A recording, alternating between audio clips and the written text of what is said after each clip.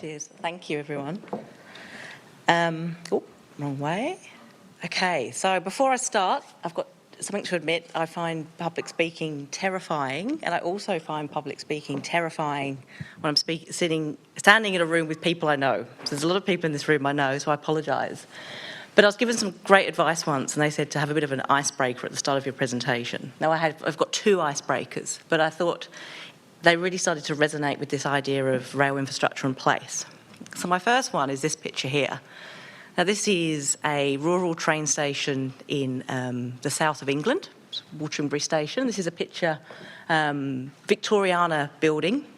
Now, about 40, 50 years ago, British Rail, the operators at the time, decided that not all rail infrastructure was required. They decided that they could get rid of ticket masters and put that onto the trains through conductors. Now, to my benefit, that meant that this station came up for sale and my parents bought it and renovated it. So this is where I grew up. For 16 years of my life, I lived in one of the rooms overlooking the station, and it's still operational today. So there's trains going past all the time. So for me, that really started to spark a love for transport, and I guess that's why I'm in transport today. But that's a bit of a personal journey there. But then I started to think about transport and stations and place, and what do we love about some of the best places we go to? So I did a quick Google, and according to Luxury Travel Expert, what are the 10 best stations in the world? Now, this was my other icebreaker because you think this is not relevant at all, but I thought we could have a bit of, we could look at some nice pictures because we've got a lot of engineers in the room. I'd like to think I'm a bit more on the design side. So this was number 10. Now, don't ask me to pronounce any of these, but this is Belgium. I thought it was a lovely picture. Portugal, really nice, hey? You know, you can imagine people taking pictures of these things and really loving them. Japan, that's excellent. Melbourne even gets in there. And I actually had a text, yeah, it's in there. And I actually had a text from a colleague today saying, what's Melbourne doing in your top 10? And this isn't me, this is Luxury Travel Expert. And to be honest, I hate Southern Cross because it stinks of diesel. But there we go, it looks beautiful. Obviously France gets in. This is in Mumbai, beautiful station, absolutely amazing. It's a beautiful place. Germany, they love a good Bahnhof, I can pronounce that. New York, of course, has got to be in there. But number 1 was, St Pancras in London. No, not number 1. Antwerp? We're there, sorry. So there we go, just indulge me on my top 10. But it's great, Google top 10 stations, and you come up with some really interesting things. So I'm here to talk about, not so much about the rail infrastructure in terms of the stuff that we know how to build and the boxes, it's more about the place. Think of some of the greatest places you've been to and think about how rail infrastructure fits into that. They're at the heart of our most successful communities. And within Melbourne, you can start to think about maybe where you live if you've got a railway station. They're destinations in their own right. Yes, they get people to go from A to B, but they can be a place where people congregate and provide that level of activation. And obviously they play a really important role in helping us get to work and to play. So they really form a great part of people's lives. Now, this is where I live, this is Hampton. I love living in Hampton, and one of the main reasons is the railway station. There's a great atmosphere about it when the level crossing comes down. I hope they don't ever remove it. It just provides a level of activation in the space, and it provides some noise, and it provides a bit of life into the space. And there's a lot of local cafes that have formed around it. There's people there going to and from work. So for me, that's one of my favourite places, is just my local street where the train station sits. But not all rail infrastructure is created equal. I don't know, does anybody know where this is? Yeah, Williams Landing. This is some of the new rail infrastructure that we like to provide. And it's really interesting looking at some of the pictures I showed you earlier, which have more of a historic content. Now, yes, I recognise in this photo that the area isn't developed, but you start to see, does that really have a heart and soul to it?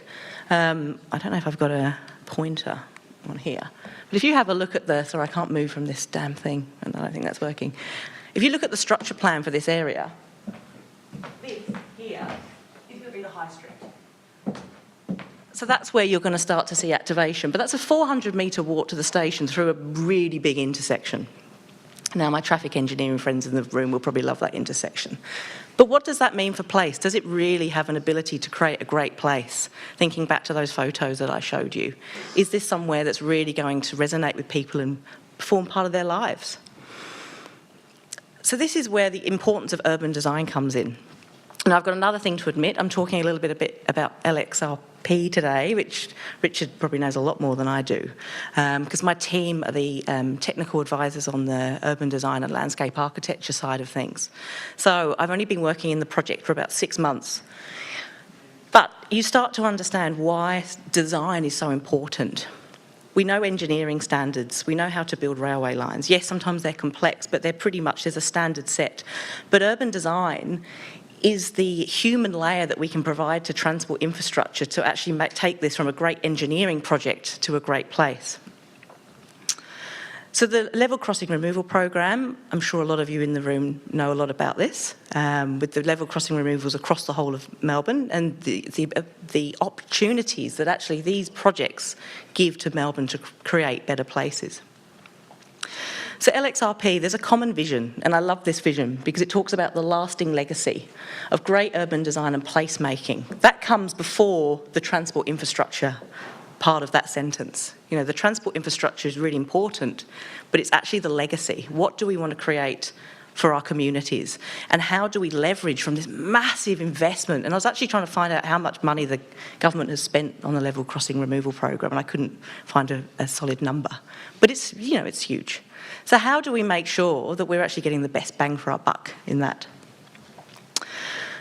So urban design, the points of influence, what can great urban design lead to?